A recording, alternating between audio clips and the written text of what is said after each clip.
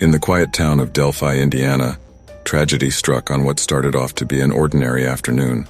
Two young friends were tragically murdered in a case that shook everyone to their core.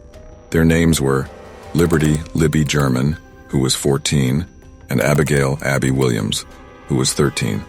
Unfortunately, their deaths became a reminder for the great need of collaborative efforts between law enforcement, the public, and technology. These kinds of efforts can help catch a murderer and even prevent future tragedies just like this. Welcome to our channel.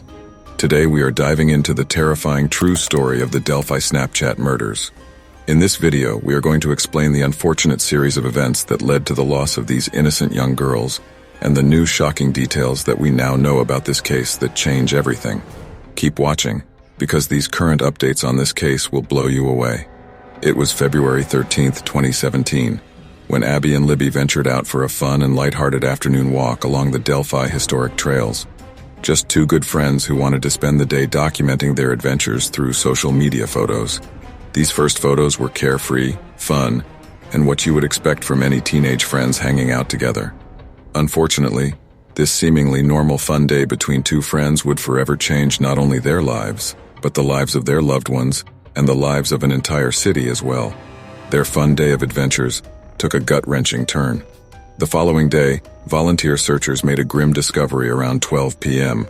It was the lifeless bodies of Abby and Libby.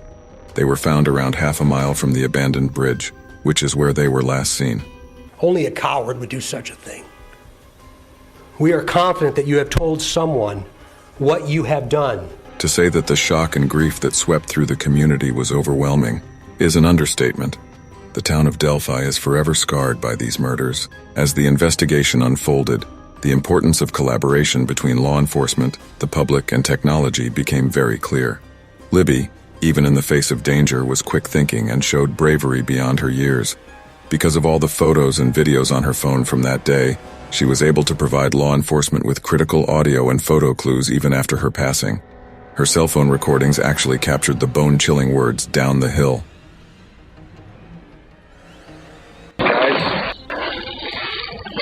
Down the hill. Guys. Down the hill. We now know that those words were spoken by a man who would eventually become a person of interest.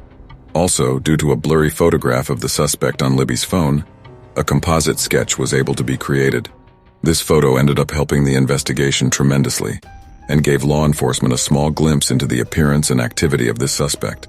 Years went by and many hopeful leads had not panned out, but the pursuit of justice continued. The Delphi Homicide Task Force led the investigation year after year and provided both breakthroughs and frustrating dead ends. Thankfully, the supportive residents in the town of Delphi remained vigilant in the hunt for this killer, which is such a testament to the love and commitment from this community to keeping Abby and Libby's memory alive. In October 2022, after nearly 6 years of uncertainty, a chilling revelation finally emerged. Richard M. Allen, a local in the town of Delphi, was apprehended and charged with the murders of Abby and Libby. This arrest sent shockwaves through the community and also served as a refreshing reminder that with collaborative determination, you can give results. But this arrest is not the end of the story. No, an unsettling revelation came from this investigation. What happened next shed a whole new light on the chilling events that unfolded the day of the murders and after. An unspent .40 caliber bullet was discovered between the lifeless bodies of Abby and Libby. This information is according to a probable cause affidavit released in the case of the state of Indiana versus Richard M. Allen.